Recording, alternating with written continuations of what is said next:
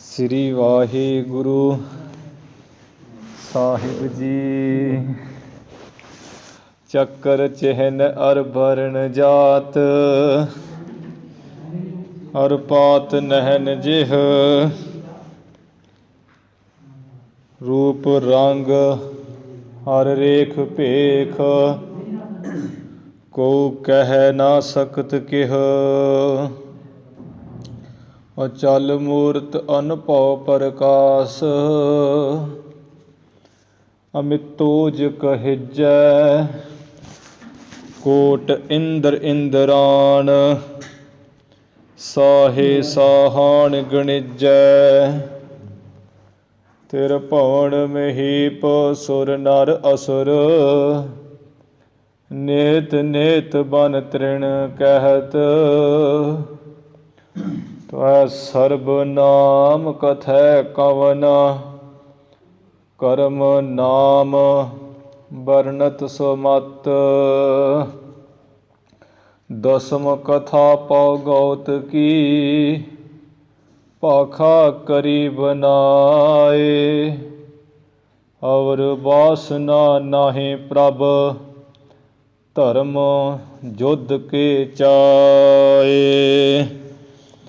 ਧਨ ਜੀਉ ਤਿਹ ਕੋ ਜਗ ਮੈਂ, ਮੁਖ ਤੇ ਹਰ ਚਿਤ ਮੈਂ ਜੁਧ ਵਿਚਾਰੈ।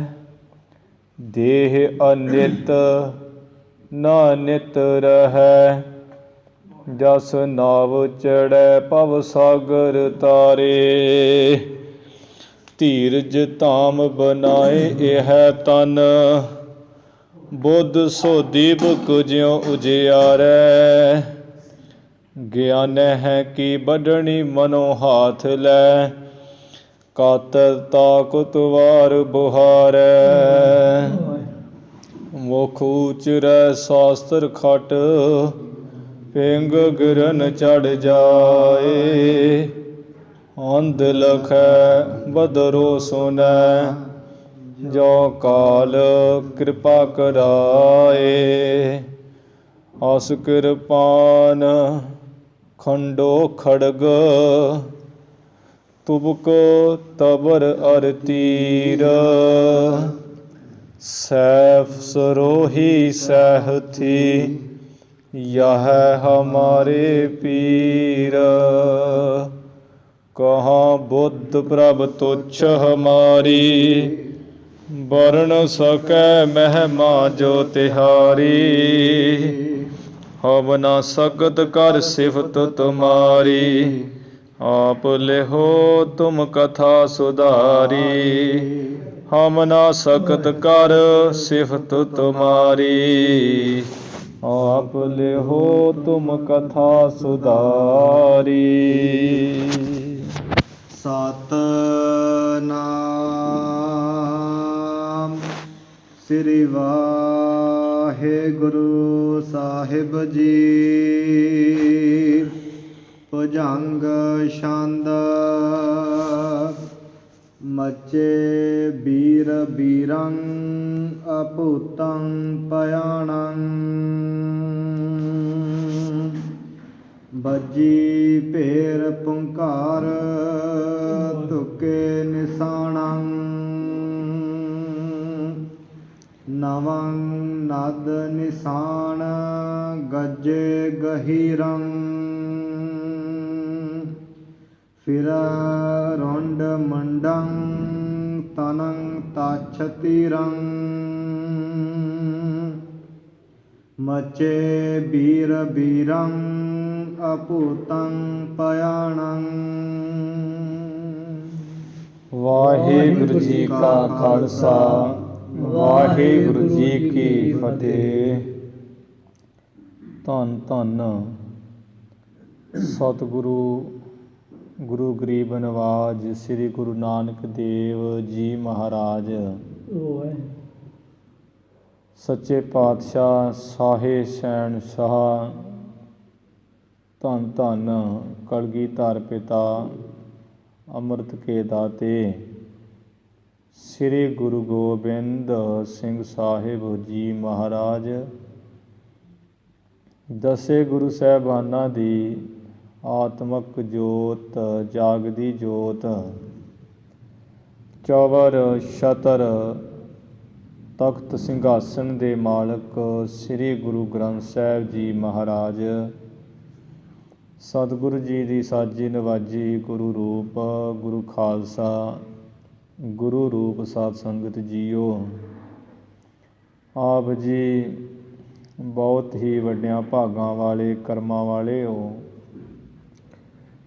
ਜੋ ਗੁਰੂ ਅਰਜਨ ਦੇਵ ਮਹਾਰਾਜ ਜੀ ਦੇ ਸੁੰਦਰ ਦਰਬਾਰ ਵਿੱਚ ਹਾਜ਼ਰੀਆਂ ਭਰ ਕੇ ਸੱਚੇ ਪਾਤਸ਼ਾਹ ਜੀ ਦੀ ਗੁਰਬਾਣੀ ਦੇ ਜਾਪ ਪੜ੍ਹ ਸੁਣ ਕੇ ਲਾਹਾ ਲੈਂਦੇ ਹੋ। ਗੁਰੂ ਚਰਨਾਂ ਵਿੱਚ ਅਰਦਾਸ ਬੇਨਤੀ ਹੋਈ, ਪਾਵਨ ਪਵਿੱਤਰ ਹੁਕਮਨਾਮੇ ਸਰਵਣ ਕੀਤੇ ਹਨ। ਉਸ ਤੋਂ ਉਪਰੰਤ ਜੋ ਵਾਹਿਗੁਰੂ ਸਿਮਰਨ ਦਾ ਜਾਪ ਕਰਕੇ ਲਾਹਾ ਲਿਆ ਹੈ, ਇਸ ਦੇ ਨਾਲ ਹੀ ਜੋ ਆਪਾਂ ਕਲਗੀਧਰ ਪਿਤਾ ਸ੍ਰੀ ਗੁਰੂ ਗੋਬਿੰਦ ਸਿੰਘ ਮਹਾਰਾਜ ਜੀ ਦੀ ਪਾਵਨ ਪਵਿੱਤਰ ਰਚਨਾ ਸ੍ਰੀ ਦਸਮ ਗ੍ਰੰਥ ਸਾਹਿਬ ਜੀ ਹੈ। ਸ੍ਰੀ ਦਸਮ ਗ੍ਰੰਥ ਸਾਹਿਬ ਜੀ ਦੀ ਬਾਣੀ ਬਚਿੱਤਰ ਨਾਟਕ ਦੀ ਕਥਾ ਆਪਾਂ ਸਰਵਣ ਕਰ ਰਹੇ ਹਾਂ, ਜਿਸ ਵਿੱਚ ਸੱਚੇ ਪਾਤਸ਼ਾਹ ਜੀ ਨੇ ਸਾਧ ਸੰਗਤ ਜੀ ਬੇਨਤੀ ਤਰਸ ਕੀਤਾ ਹੈ ਵੀ ਆਪਾਂ ਇਹ ਕਥਾ ਸੁਣ ਕੇ ਸਾਨੂੰ ਇਹ ਗੱਲ ਦਾ ਪਤਾ ਲੱਗ ਜਾਂਦਾ ਹੈ ਵੀ ਗੁਰੂ ਨਾਨਕ ਸਾਹਿਬ ਜੀਆਂ ਨੂੰ ਦੀ ਵੰਸ਼ ਨੂੰ ਬੇਦੀ ਕਿਉਂ ਕਿਹਾ ਜਾਂਦਾ ਹੈ। ਸੋਢ ਵੰਸ਼ ਜੋ ਗੁਰੂ ਗੋਬਿੰਦ ਸਿੰਘ ਮਹਾਰਾਜ ਜੀ ਦੀ ਆਪਣੀ ਵੰਸ਼ ਹੈ, ਗੁਰੂ ਰਾਮਦਾਸ ਜੀ ਤੋਂ ਪ੍ਰਾਰੰਭ ਹੋਈ ਪਾਤਸ਼ਾਹੀਆਂ ਦੇ ਵਿੱਚ, ਵੀ ਸੋਢ ਵੰਸ਼ ਕਿਉਂ ਨਾਮ ਪਿਆ, ਕਿੱਥੋਂ ਚੱਲੀ, ਭੱਲਿਆਂ ਦੀ ਕੁੱਲ ਤ੍ਰਿਹਣਾ ਦੀ ਕੁੱਲ ਕਿੱਥੋਂ ਚੱਲੀ, ਉਹ ਬਚਿੱਤਰ ਨਾਟਕ ਗ੍ਰੰਥ ਦੇ ਵਿੱਚ ਗੁਰੂ ਗੋਬਿੰਦ ਸਿੰਘ ਮਹਾਰਾਜ ਜੀ ਨੇ ਖਾਲਸੇ ਉੱਤੇ ਬੜਾ ਤਰਸ ਕਰਕੇ ਜਿਹੜਾ ਬੜੇ ਵਿਸਥਾਰ ਨਾਲ ਖੋਲ੍ਹ ਕੇ ਇਸ ਬਾਣੀ ਗ੍ਰੰਥ ਵਿੱਚ ਲਿਖਿਆ ਹੋਇਆ ਹੈ। ਸਭ ਤੋਂ ਪਹਿਲਾਂ ਮਹਾਰਾਜ ਜੀ ਨੇ ਸੋਢ ਵੰਸ਼ ਬਾਰੇ ਦੱਸਦਿਆਂ ਹੋਇਆਂ ਪ੍ਰਸੰਗ ਲਿਖੇ ਹੈ, ਅਧਿਆਏ ਕਿ ਜਿਵੇਂ ਸ੍ਰਿਸ਼ਟੀ ਦੀ ਰਚਨਾ ਓਂਕਾਰ ਤੋਂ ਹੋਈ, ਅੱਗੇ ਤੋਂ ਅੱਗੇ ਰਾਜੇ ਹੋਏ, ਸੂਰਜ ਤੋਂ ਜਿਹੜੀ ਵੰਸ਼ ਚੱਲੀ ਸੂਰਿਆ ਵੰਸ਼, ਉਹ ਸੂਰਿਆ ਵੰਸ਼ ਦੇ ਵਿੱਚ ਰਾਜੇ ਰਘੂ ਹੋਣੇ, ਅੱਜ ਰਾਜੇ ਫਿਰ ਦਸ਼ਰਥ ਰਾਮਚੰਦਰ ਭਗਵਾਨ ਜੀ ਦੇ ਪਿਤਾ ਜੀ, ਅੱਗੋਂ ਰਾਮਚੰਦਰ ਭਗਵਾਨ ਜੀ ਦੇ ਦੋ ਪੁੱਤਰ ਪੈਦਾ ਹੋਏ, ਲਹੂ ਅਤੇ ਕੁਸ਼ੂ। ਉਹ ਲਹੂ ਅਤੇ ਕੁਸ਼ੂ ਜਿਨ੍ਹਾਂ ਨੇ, ਇੱਕ ਨੇ ਲਾਹੌਰ ਸ਼ਹਿਰ ਵਸਾਇਆ, ਇੱਕ ਨੇ ਕਸੂਰ ਸ਼ਹਿਰ ਪੰਜਾਬ ਉੱਤੇ ਕਬਜ਼ਾ ਕਰਕੇ, ਫਿਰ ਉਹਨਾਂ ਦੀ ਅੱਗੇ ਇਹਨਾਂ ਰਾਜ ਭਾਗ ਕੀਤਾ ਅਤੇ ਪੁੱਤ ਪੋਤਰੇ ਹੋਏ, ਆਪ ਇਹ ਕਾਲ ਦੇ ਵਸ ਹੋਏ। ਕਾਲ ਕੇਤ ਕਸੂਰ ਦੇ ਤਖਤ 'ਤੇ ਬੈਠਾ, ਭਾਵ ਕੁਸ਼ੂ ਦੇ ਤਖਤ 'ਤੇ, ਲਾਹੌਰ ਦੇ ਤਖਤ ਦੇ ਉੱਪਰ ਜਿਹੜਾ ਹੈ ਉਹ ਲਹੂ ਬੈਠਾ ਸੀ, ਅਤੇ ਲਹੂ ਦੇ ਤਖਤ ਦੇ ਉੱਪਰ ਕਾਲ ਰਾਏ ਬੈਠਾ। ਜਿਹੜਾ ਕਾਲ ਕੇਤ ਬੜਾ ਬਲੀ ਰਾਜਾ ਸੀ, ਕਸੂਰੀ ਰਾਜਾ, ਜਿਸ ਕਰਕੇ ਇਸ ਨੇ ਆਪਣੇ ਬਲ ਦੇ ਜ਼ੋਰ ਨਾਲ, ਤਲਵਾਰ ਦੇ ਜ਼ੋਰ ਨਾਲ ਜਿਹੜੇ ਲਾਹੌਰੀਏ ਸਨ ਲਹੂ ਦੀ ਵੰਸ਼ ਦੇ, ਕਾਲ ਰਾਏ ਹੋਣੀ, ਉਹ ਕੱਢ ਦਿੱਤੇ। ਕਾਲ ਰਾਏ ਰਾਜਾ ਜਿਸ ਕੱਢਣੇ ਕਰਕੇ ਲੁੱਟ ਖਸੁੱਟ ਕਰਦਾ ਇੱਥੋਂ ਚੱਲਦਾ ਹੋਇਆ ਸਨੌਡ ਦੇਸ਼ ਵਿੱਚ ਚਲਾ ਗਿਆ। ਮਥਰੇ, ਭਰਤਪੁਰ, ਅਮਰਕੋਟ ਦੇ ਇਲਾਕੇ ਵਿੱਚ, ਸਨੌਡ ਦੇ ਇਲਾਕੇ 'ਚ ਇੱਥੋਂ ਦੇ ਰਾਜੇ ਨੂੰ ਅਧੀਨ ਕੀਤਾ। ਉਹ ਰਾਜੇ ਨੇ ਆਪਣੀ ਲੜਕੀ ਦੀ ਸ਼ਾਦੀ ਕਰ ਦਿੱਤੀ, ਅਧੀਨ ਹੋਏ ਨੇ, ਆਪਣੀ ਜਾਨ ਛੁਡਾਈ। ਉਸ ਲੜਕੀ ਤੋਂ ਜੋ ਪੁੱਤਰ ਪੈਦਾ ਹੋਇਆ ਉਹਦਾ ਨਾਮ ਰੱਖਿਆ ਕਾਲ ਰਾਏ ਹੋਣਾ ਨੇ ਸੋਢੀ ਰਾਏ, ਅਤੇ ਸੋਢੀ ਰਾਏ ਦੇ ਕਰਕੇ ਨਾਮ ਪੈ ਗਿਆ ਸੋਢ ਵੰਸ਼। ਜਿਵੇਂ ਸੂਰਿਆ ਵੰਸ਼ ਦੇ ਵਿੱਚ ਰਘੂ ਰਾਜਾ ਹੋਇਆ ਅਤੇ ਰਘੁਵੰਸ਼ ਨਾਮ ਪੈ ਗਿਆ, ਇੱਥੋਂ ਪੈ ਗਿਆ ਸੋਢ ਬੰਸ ਨਾਮ। ਗੱਲ ਕੀ ਵੀ ਸਨੌਡ ਦੇਸ਼ ਦੇ ਰਾਜੇ ਹੋਣੇ ਕਰਕੇ ਸੋਢੀ ਨਾਂ ਪੈ ਗਿਆ, ਸੋਢ ਬੰਸ। ਫਿਰ ਅੱਗੇ ਜਿਹੜੀ ਅੰਸ ਬੰਸ ਚੱਲਦੀ ਆਈ, ਇਹਨਾਂ ਦਾ ਬੜਾ ਵਾਧਾ ਹੋਇਆ। ਅਖੀਰੀ ਕਾਲ ਕੇਤੀ ਭਾਵ ਕੁਸ਼ੀਆਂ ਨੇ ਜੋ ਲਾਹੌਰ 'ਤੇ ਕਬਜ਼ਾ ਕੀਤਾ ਹੋਇਆ ਸੀ, ਅਤੇ ਕਾਲ ਰਾਏ ਜੋ ਲਹੂ ਦੀ ਵੰਸ਼ ਦੇ, ਉਹਨਾਂ ਨੇ ਜੋ ਸੋਢ ਬੰਸ ਵਿੱਚ ਹੋਏ ਇਹ ਮਿੱਥ ਲਿਆ ਕਿ ਸਾਨੂੰ ਜ਼ਰੂਰ ਆਪਣੇ ਜਿਹੜੇ ਵੱਡਿਆਂ ਵਡੇਰਿਆਂ ਦੀ ਜ਼ਮੀਨ ਜਾਇਦਾਦ ਜਿੱਥੇ ਕਬਜ਼ਾ ਸਾਡੇ ਆਪਣਿਆਂ ਨੇ ਕੀਤਾ ਨੂੰ ਤਾਂ ਛਡਾਉਣੀ ਚਾਹੀਦੀ ਹੈ। ਜਿਸ ਕਰਕੇ ਫਿਰ ਉਹਨਾਂ ਨੇ ਤਿਆਰੀ ਕਰਕੇ ਪੰਜਾਬ ਦੀ ਧਰਤੀ 'ਤੇ ਆਏ। ਫਿਰ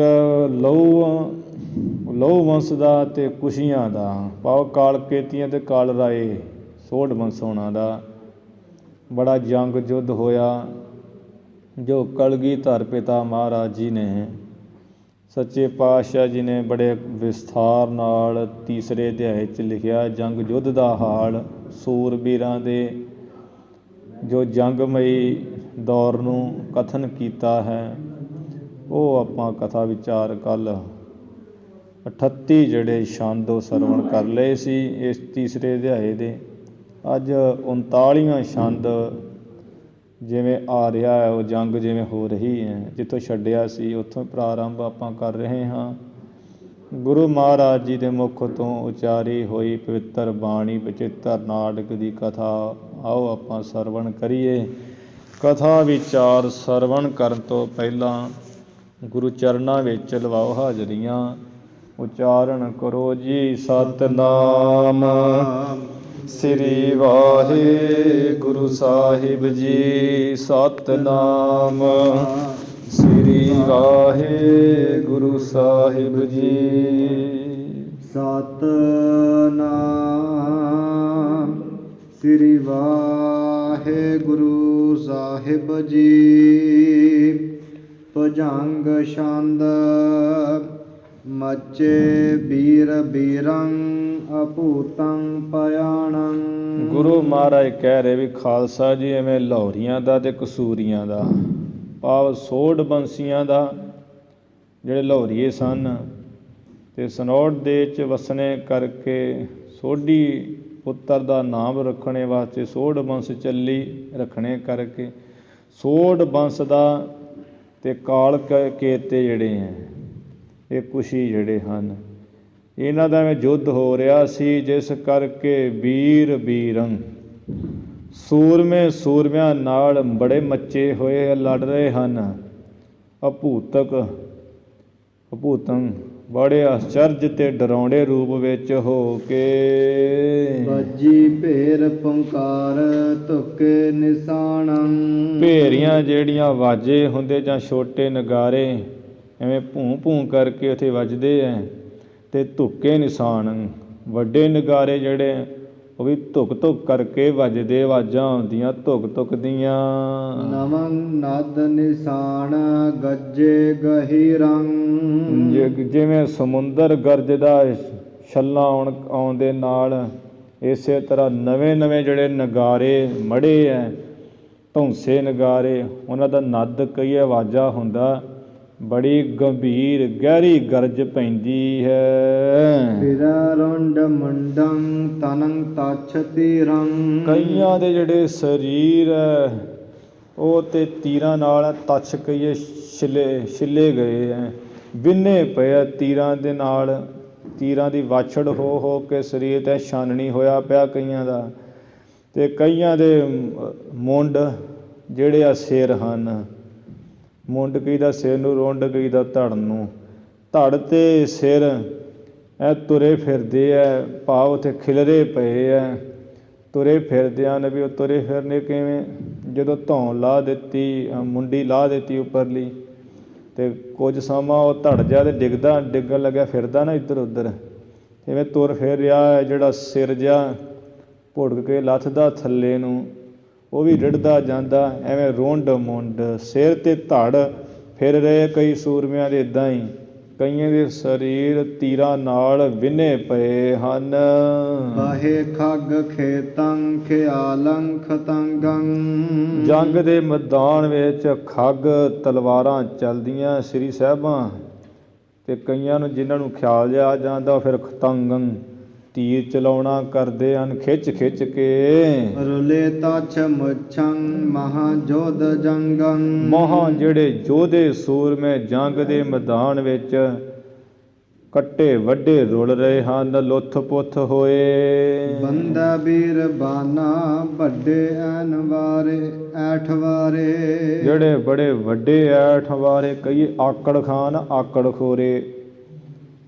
ਖੋਰੇ ਬੜੇ ਹੱਠ ਵਾਲੇ, ਉਹਨਾਂ ਨੇ ਬਾਨਾ ਜਿਹੜੇ ਤੀਰਾਂ ਦੇ ਭੱਥੇ ਸੂਰਮਿਆਂ ਨੇ ਬੰਨੇ ਹੋਏ ਆਪਣੇ ਨਾਲ, ਤੇ ਬੜੇ ਹੱਠ ਵਾਲੇ ਆਕੜ ਖਾਂ ਹਨ। ਘੁਮੈ ਲੋਹ ਕੁੱਟੰ ਮਨੋ ਮਤ ਵਾਰੇ। ਘੁੱਟੰ ਸਨੱਧਬੱਧ ਸ਼ਸਤਰਾਂ, ਲੋਹੇ ਦੇ ਸ਼ਸਤਰਾਂ ਨਾਲ ਘੁੱਟੰ ਸਨੱਧਬੱਧ ਹੋਏ ਘੁੰਮਦੇ ਫਿਰਦੇ ਆ, ਜਿਵੇਂ ਮਨੋ ਮਤ ਵਾਰੇ। ਜਿਵੇਂ ਸ਼ਰਾਬੀ ਉਹ ਮਸਤ ਜਿਹਾ ਹੋਇਆ ਤੇ ਫਿਰਦਾ ਹੁੰਦਾ ਨਾ ਇੱਧਰ ਉੱਧਰ ਝੂਲਦਾ, ਐਵੇਂ ਸ਼ਸਤਰਾਂ ਨਾਲ ਸਨੱਧਬੱਧ ਤਿਆਰ ਹੋ ਕੇ ਘੁੰਮਦੇ ਫਿਰਦੇ ਹਨ, ਭੌਂਦੇ ਫਿਰਦੇ ਹਨ। ਉੱਠੀ ਕੂਹ ਜੂਹੰ ਸਮਰਸਰ ਵੱਜਿਅੰ। ਜੰਗ ਵਿੱਚ ਲੋਹੇ ਤੇ ਲੋਹਾ ਵੱਜਣ ਕਰਕੇ ਬੜੀਆਂ ਭਿਆਨਕ ਆਵਾਜ਼ਾਂ ਹੋ ਰਹੀਆਂ। ਉੱਠੀ ਕੂਹ ਜੂਹੰ, ਕੂਹ ਜੂਹੰ ਕਹੀਏ ਰੌਲਾ ਗੋਲਾ ਬੜਾ ਉੱਠਿਆ ਹੈ, ਹਲਚਲ ਪੂਰੀ ਉੱਠੀ ਹੋਈ ਮੱਚੀ ਪਈ ਹੈ। ਸਮਰ ਜੰਗ ਦੇ ਵਿੱਚ ਲੋਹੇ ਤੇ ਲੋਹਾ ਵੱਜ ਰਿਹਾ, ਖੜਕਾ ਹੋ ਰਿਹਾ ਟਨ ਟਨ ਦਾ। ਕਿਦੋ ਅੰਤ ਕੇ ਕਾਲ ਕੋ ਮੇਘ ਗੱਜਿਅੰ। ਕਿਦੋਂ ਅਥਵਾ ਵੀ ਅੰਤ ਦੇ ਸਮੇਂ ਜਿਹੜਾ ਮਹਾਂਪਰਲੋ ਹੈ, ਅੰਤ ਦੇ ਸਮੇਂ ਮਹਾਂਪਰਲੋ ਦੇ ਵਿੱਚ ਹੀ ਮਾਨੋ ਕਿ ਮਹਾਂਪਰਲੋ ਦਾ ਬੱਦਲ ਹੀ ਗੱਜ ਰਿਹਾ ਹੈ। ਭਾਈ ਤੀਰ ਭੀਰੰ ਕਮਾਣੰ ਕੜਕਿਅੰ। ਕਮਾਨਾਂ ਵਿੱਚੋਂ ਤੀਰ ਨਿਕਲ ਕੇ ਕੜਕ ਕੜਕ ਵੱਜਦੇ ਆ, ਬੜੇ ਕੜਕ ਰਹੇ ਆ ਕਮਾਨ ਤੀਰ। ਤੇ ਜਿਹੜੇ ਭੀੜ ਉੱਥੇ ਪਈ ਹੋਈ ਹੈ, ਜਿਨ੍ਹਾਂ ਦੇ ਵਿੱਚ ਹੌਸਲਾ ਨਹੀਂ ਹੈ, ਧੀਰਜ ਨਹੀਂ ਹੈ, ਉਹਨਾਂ ਦੇ ਡਰਦਿਆਂ ਦੀ ਬੜੀ ਭੀੜ ਪਈ ਹੈ, ਭਾਜੜ ਪਈ ਉਹਨਾਂ ਨੂੰ। ਵੱਜੇ ਲੋਹ ਕਰੋਹੰ ਮਹਾ ਜੰਗ ਮਚਿਅੰ। ਬਹੁਤ ਜੰਗ ਮਚਿਆ ਹੋਇਆ ਹੈ, ਤੇ ਲੋਹੇ ਦੇ ਸ਼ਸਤਰ ਬੜੇ ਕ੍ਰੋਧ ਨਾਲ ਵੱਜਦੇ, ਆਪੋ ਵਿੱਚ ਹੀ ਵੱਜੇ ਲੜ ਰਹੇ ਹੈ ਲੋਹ ਸ਼ਸਤਰਾਂ ਦੇ ਨਾਲ, ਬੜੇ ਕ੍ਰੋਧ ਦੇ ਨਾਲ। ਜਾਂ ਲੋਹੇ ਦੇ ਸ਼ਸਤਰ ਜਿਹੜੇ ਹੈ ਤੇ ਕਰੋਹੰ, ਉਹ ਲੋਹੇ ਦੇ ਸ਼ਸਤਰਾਂ ਨਾਲ ਬੜੇ ਕ੍ਰੋਧ ਨਾਲ ਹੋ ਕੇ ਵੱਜੇ, ਕਈਏ ਲਲਕਾਰੇ ਮਾਰਦੇ ਲੜ ਰਹੇ ਹਨ। ਜੇ ਮਹਾਂ ਜੰਗ ਮਚਿਅੰ, ਬਹੁਤ ਭਿਆਨਕੀ ਜੰਗ ਮਚਿਆ ਹੋਇਆ ਹੈ। ਬਿਰਚੇ ਮਹਾ ਜੰਗ ਜੋਧਾ ਜਵਾਨੰ। ਮਹਾਨੀ ਜੰਗ ਵਿੱਚ ਯੋਧੇ ਜਵਾਨ ਸੂਰਬੀਰ ਬੰਕੇ ਇੱਧਰ ਉੱਧਰ ਬਿਰਚੇ ਵਿਚਰਦੇ ਫਿਰ ਰਹੇ ਹਨ। ਖੁੱਲੇ ਖੱਗ ਖੱਤਰੀ ਅਭੂਤੰ ਭਿਆਣੰ। ਖੱਗ ਸੂਰਮਿਆਂ ਦੇ ਜਿਹੜੇ ਖੱਗ ਤਲਵਾਰਾਂ ਤੇਗੀਆਂ ਖੁੱਲੇ ਜਾਂ ਨੰਗੇ ਹੀ ਹਨ, ਬੜੇ ਆਸ਼ਚਰਜ ਭਿਆਨਕ ਡਰਾਉਣੇ ਰੂਪ ਵਿੱਚ ਹੋ ਰਹੇ ਆ ਸੂਰਮੇ। ਬਲੀ ਜੁਜ ਰੁਜੈ ਰਸੰ ਰੁਦਰ ਰਤੈ। ਰੁਦਰ ਰਸ ਭਾਵ ਵੀਰ ਰਸ ਵਿੱਚ ਰੱਤੇ ਹੋਏ ਸੂਰਮੇ ਬੜੇ ਬਲੀ, ਤੇ ਜੁਝ ਰਹੇ ਆ ਜੰਗ ਵਿੱਚ, ਰੁੱਝੇ ਹੋਏ ਬੜੇ ਰੁੱਝੇ ਹਨ, ਰੁੱਝ ਰੁੱਝ ਕੇ ਜੰਗ ਕਰ ਰਹੇ ਹੈ। ਕਿ ਅਵਰ ਵਾਸਨਾ ਨਾਹੀਂ ਪ੍ਰਭ ਧਰਮ ਯੁੱਧ ਕੋ ਚਾਹੇ, ਇਹੀ ਚਾਹ ਹੈ ਜਿਨ੍ਹਾਂ ਨੂੰ। ਮਿਲੇ ਹੱਥ ਬਖੰ ਮਹਾ ਤੇਜ ਤੱਤੇ। ਜਿਵੇਂ ਰੌਦਰ ਰਸ ਨਾਲ ਭਰੇ ਹੋਏ ਸੂਰਮ ਜੰਗ ਵਿੱਚ ਤੇ ਜੁਟੇ ਹੋਏ ਹਨ। ਇੱਕ ਦੂਜੇ ਦੀਆਂ ਜਿਹੜੀਆਂ ਬਖੰ ਕਹੀਏ ਵੱਖੀਆਂ ਹਨ, ਉਹ ਵੱਖੀਆਂ ਵਿੱਚ ਹੱਥ ਪਾ ਕੇ ਯੁੱਧ ਕਰ ਰਹੇ ਹੈ। ਜਿਵੇਂ ਮਹਾਂ ਤੇਜ ਤੱਤੇ, ਜਿਵੇਂ ਅੱਗ ਬੜੀ ਹੁੰਦੀ ਨਾ ਤੇਜ਼ ਤਰਾਰੀ ਤੱਤੀ, ਇਸੇ ਤਰ੍ਹਾਂ ਰਣ ਤੱਤੇ ਦੇ ਵਿੱਚ ਹੱਥ ਜੇ ਵੱਖੀਆਂ ਦੇ ਪਾ ਕੇ ਮਿਲੇ ਹੋਏ, ਭਾਵ ਮੱਲ ਖਾੜੇ ਵਾਂਗ ਹੀ ਲੜ ਰਹੇ, ਪਹਿਲਵਾਨਾਂ ਵਾਂਗ। ਝਮੀ ਤੇਜ ਤੇਗੰ ਸੋ ਰੋਸੰ ਪ੍ਰਹਾਰੰ। ਤੇਜ ਤਰਾਰੀ ਜਿਹੜੀ ਤੇਗ ਹੈ ਸੂਰਮਿਆਂ ਦੇ ਹੱਥਾਂ ਵਿੱਚ ਬੜੀ ਝਮੀ ਲਿਸ਼ਕਦੀ ਚਮਕ ਰਹੀ ਹੈ। ਬੜੇ ਰੋਸ ਦੇ ਸਹਿਤ ਤਲਵਾਰਾਂ ਦੇ ਵਾਰ ਤਿੱਖੀਆਂ ਦੇ ਮਾਰਦੇ ਹਨ। ਰੁਲੇ ਰੁੰਡ ਮੁੰਡੰ ਉਠੀ ਸ਼ਸਤਰ ਝਾਰੰ। ਸ਼ਸਤਰਾਂ ਦੀ ਤਾਂ ਉੱਥੇ ਵਾਛੜੀ ਉੱਠ ਪਈ ਹੈ, ਜਾਂ ਝਾਰਨ ਦਾ ਅਰਥ ਹੁੰਦਾ ਲਿਸ਼ਕ। ਸ਼ਸਤਰਾਂ ਦੀ ਬੜੀ ਲਿਸ਼ਕ ਉੱਠੀ ਹੈ। ਤੇ ਸੂਰਮਿਆਂ ਦੇ ਜੰਗ ਦੇ ਮੈਦਾਨ ਵਿੱਚ ਰੁੰਡ ਮੁੰਡ ਧੜ ਤੇ ਸੇਰੀ ਸਿਰ ਰੁਲ ਰਹੇ ਹਨ। ਭਬਕੰਤ ਬੀਰੰ ਭਬਕੰਤ ਕਾਯੰ। ਕਿਤੇ ਸ਼ਸਤਰਾਂ ਟਕਰਾਉਣ ਨਾਲ ਵਿੱਚੋਂ ਅੱਗ ਜੀ ਨਿਕਲਦੀ ਹੈ। ਤੇ ਭਬਕੰਤ ਬੀਰੰ, ਸੂਰਮੇ ਬਬਕਾਂ ਮਾਰਦੇ ਹੈ। ਭਬਕੰਤ ਕਾਯੰ, ਜਿਹੜੇ ਕੋਈ ਜ਼ਖਮ ਹੋਏ, ਫੱਟ ਲੱਗੇ, ਉਹਨਾਂ ਵਿੱਚੋਂ ਭੱਕ ਭੱਕ ਕਰਕੇ ਖੂਨ ਪਰਲ ਪਰਲ ਨਿਕਲਦਾ ਹੈ। ਮਨੋ ਜੁਧ ਇੰਦਰੰ ਜੁਟਿਓ ਬ੍ਰਿਤ ਰਾਯੰ। ਮਨੋ ਕਿ ਇੰਦਰ ਦੇਵਤਾ ਜਿਹੜਾ ਨਾ ਉਹ ਯੁੱਧ ਹੀ ਕਰ ਰਿਹਾ ਹੈ, ਤੇ ਯੁੱਧ ਕਰਦਾ ਜੁਟਿਆ ਹੈ ਬ੍ਰਿਤਰਾਸਰ ਦੈਂਤ ਨਾਲ। ਮਾਨੋ ਕਿ ਬ੍ਰਿਤਰਾਸਰ ਦੈਂਤ ਤੇ ਇੰਦਰ ਦੇਵਤਾ ਦੋਨੋਂ ਹੀ ਜੰਗ ਵਿੱਚ ਜੁਟੇ ਹਨ, ਘੁਲ ਰਹੇ, ਲੜ ਰਹੇ ਹਨ। ਮਹਾਯੁਧ ਮਚਿਅੰ ਮਹਾਸੂਰ ਗਾਜੇ। ਖਾਲਸਾ ਜੀ, ਗੱਲ ਕੀ ਵੀ ਬਹੁਤ ਤਕੜਾ ਭਿਆਨਕ ਯੁੱਧ ਮਚਿਆ ਹੋਇਆ ਹੈ, ਤੇ ਬਹੁਤ ਸੂਰਮੇ ਗੱਜਦੇ ਹਨ, ਲਲਕਾਰੇ ਮਾਰਦੇ ਹਨ। ਆਪੋ ਆਪ ਮੈਂ ਸ਼ਸਤਰ ਸੋ ਸ਼ਸਤਰ ਬਾਜੇ। ਐਵੇਂ ਆਪੋ ਆਪਣੇ ਵਿੱਚ ਹੀ ਆਮੋ ਸਾਹਮਣੇ ਹੋ ਕੇ ਤੇ ਸ਼ਸਤਰ ਦੇ ਨਾਲ ਸ਼ਸਤਰ ਮਾਰਦੇ ਟਕਰਾ ਰਹੇ ਹਨ। ਖੜਕਾ ਕਰਦੇ, ਢਾਲਦੇ ਤਲਵਾਰ, ਕੇਵਲ ਤਲਵਾਰ ਤੇ ਤਲਵਾਰ ਮਾਰਦੇ ਹਨ। ਉੱਠਿਆ ਝਾੜ ਸਾਂਗੰ ਮਚੇ ਲੋਹ ਕਰੋਹੰ। ਬਰਸ਼ਿਆਂ ਵਿੱਚੋਂ ਅੱਗ ਦੇ ਚਿੰਗਾੜੇ ਨਿਕਲ ਰਹੇ ਹੈ। ਆ ਝਾੜ ਕਈ ਚਿੰਗਾੜੇ ਨਿਕਲ ਰਹੇ ਹੈ, ਜਾਂ ਸਾਂਗ ਬਰਸ਼ਿਆਂ ਦੇ ਵਿੱਚ ਬੜੀ ਲਿਸ਼ਕ ਨਿਕਲ ਰਹੀ ਹੈ, ਵਾਛੜੀ ਲੱਗੀ ਪਈ ਹੈ।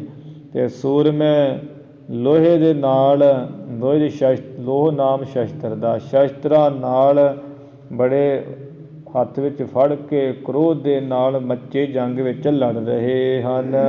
ਮਨੋ ਖੇਲ ਬਸੰਤ ਮਹੰਤ ਸੋਹੰ। ਮਾਨੋ ਕਿ ਜਿਹੜੇ ਸੂਰਮੇ ਹੈ ਉਹ ਤਾਂ ਇੱਦਾਂ ਜੰਗ ਕਰੇ, ਲੱਥ ਪੱਥ ਹੋਏ ਪਏ ਖੂਨ ਦੇ ਨਾਲ ਗੜੁੱਚੂ। ਮਾਨੋ ਜਿਹੜੇ ਬਸੰਤ ਹੋਲੀ ਦੇ ਵਿੱਚ ਮਹੰਤ ਪੂਜਨੀਕ ਸਾਧੂ ਪੁਰਸ਼ ਹੈ, ਉਹੀਓ ਹੋਲੀ ਖੇਡਦੇ ਸੋਭਨੀਕ ਹੋ ਰਹੇ ਹਨ, ਸੋਹਣੇ ਲੱਗ ਰਹੇ ਹਨ। ਰਸਾਵਲ ਛੰਦ ਜਿਦੇ ਬੈਰ ਰੁੱਜੰ। ਗੁਰੂ ਮਹਾਰਾਜ ਕਹਿੰਦੇ ਜਿੰਨੇ ਵੀ ਸੂਰਮੇ ਆ ਨਾ ਉਹ ਵੈਰ ਕਰਕੇ ਰੁੱਝੇ ਹੋਏ ਹਨ। ਤਿਤੇ ਅੰਤ ਜੁਜੰ।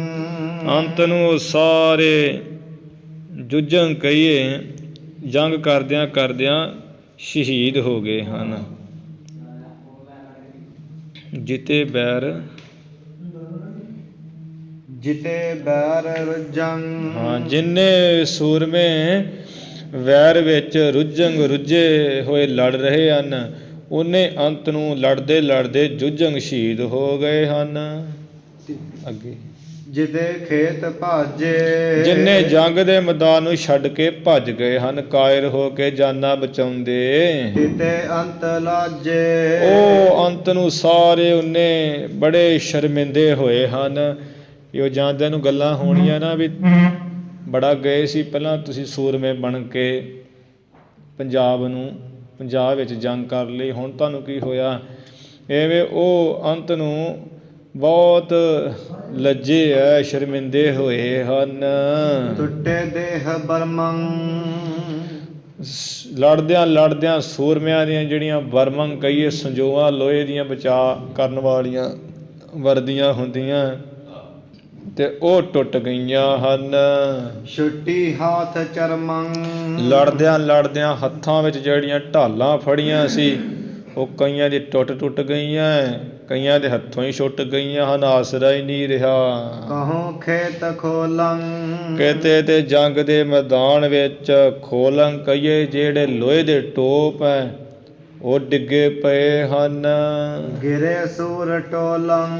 ਤੇ ਕਿਤੇ ਜਿਹੜੇ ਸੂਰਮਿਆਂ ਦੇ ਟੋਲਿਆਂ ਦੇ ਟੋਲੇ, ਜੱਥੇ ਦੇ ਜੱਥੇ ਲੋਥਾਂ ਦੇ ਪਏ ਡਿੱਗੇ ਹਨ। ਕਹੋ ਮੁੱਛ ਮੁਖੰ। ਕਿਤੇ ਯੋਧਿਆਂ ਦੇ ਜਿਹੜੇ ਮੁੱਛਾਂ ਹੈ ਨਾ ਉਹ ਮੁੱਖ ਦੀਆਂ ਮੁੱਛਾਂ ਕੱਟੀਆਂ ਵੱਡੀਆਂ ਪਈਆਂ ਹਨ। ਕਹੋ ਸ਼ਸਤਰ ਸਖੰ ਕਿਤੇ ਸੂਰਮੇ ਸ਼ਸਤਰਾਂ ਤੋਂ ਸਖਣੇ ਪਏ ਹੋਏ, ਭਾਵ ਸ਼ਸਤਰ ਹੱਥ 'ਚ ਕੋਈ ਨਹੀਂ ਹੈ, ਜ਼ਖਮੀ ਹੋਏ, ਕੁਝ ਸ਼ਹੀਦ ਹੋਏ ਪਏ ਹਨ। ਜਾਂ ਕਿਤੇ ਜਿਹੜੇ ਹੈ ਸ਼ਸਤਰ ਹੈ ਸੂਰਮਿਆਂ ਬਿਨਾਂ ਸਖਣੇ ਪਏ ਹਨ, ਇਕੱਲੇ ਪਏ, ਤਲਵਾਰਾਂ ਢਾਲਾਂ ਜੀਆਂ ਵੱਖਰੀਆਂ ਜੀਆਂ ਪਈਆਂ ਡਿੱਗੀਆਂ। ਕਹੋ ਖੋਲ ਖੱਗੰ ਕਿਤੇ ਜਿਹੜੇ ਹੈ ਖੋਲ ਟੋਪ ਲੋਹੇ ਦੇ ਪਏ ਹੈ ਅਤੇ ਤੇਗੇ ਖੰਡੇ ਪਏ ਹਨ, ਤਲਵਾਰਾਂ ਪਈਆਂ। ਜਾਂ ਕਹੂੰ ਖੋਲ ਖੱਗੰ, ਇਹ ਖੋਲ ਨਾਮ ਮਿਆਨਾਂ ਵੀ ਹੁੰਦੀਆਂ ਹੈ, ਤਲਵਾਰ ਦਾ ਜਿਹੜਾ ਮਿਆਨ, ਕਿਤੇ ਮਿਆਨ ਪਏ ਹੈ, ਕਿਤੇ ਖੜਗ ਤਲਵਾਰਾਂ ਪਈਆਂ ਹੈ। ਜਾਂ ਖੋਲ ਖੱਗੰ, ਕਿਤੇ ਨੰਗੇ ਤੇਗੇ ਤਲਵਾਰਾਂ ਪਈਆਂ ਹਨ। ਕਹੋ ਪਰਮ ਪੱਗੰ ਕਿਤੇ ਬਹੁਤ ਸੋਹਣੀਆਂ ਸੋਹਣੀਆਂ ਪੱਗਾਂ ਰੁਲ ਰਹੀਆਂ ਹਨ ਸੂਰਮਿਆਂ ਦੀਆਂ। ਕਹੇ ਮੁੱਛ ਬੰਕੀ ਮੁੱਛ ਜਿਹੜੇ ਕੁਝ ਸੂਰਮੇ ਵਾਲੇ ਤਗੜੇ ਜਿਉਂਦੇ ਜਾਗਦੇ ਹੈ, ਉਹ ਆਪਣੀਆਂ ਮੁੱਛਾਂ ਨੂੰ ਵਲਜਾ ਦੇ ਕੇ ਤਾਜ਼ਾ ਲਾ ਕੇ ਟੇਢੀ ਜੀ ਕਰਕੇ ਮੁੱਛ ਫੜ ਕੇ ਮੰਡੇ ਆਨ ਹੰਕੀ ਮੰਡੇ ਉਹ ਹੰਕੀ ਹਾਕਾਂ ਦੀਆਂ ਮਾਰਦੇ, ਬੜੇ ਹੰਕਾਰੀ ਆਣ ਕੇ ਮੰਡੇ ਕਈ ਯੁੱਧ ਕਰ ਰਹੇ ਹੈ, ਯੁੱਧ ਵਿੱਚ ਲੜਨ ਲੱਗ ਪਏ ਹਨ।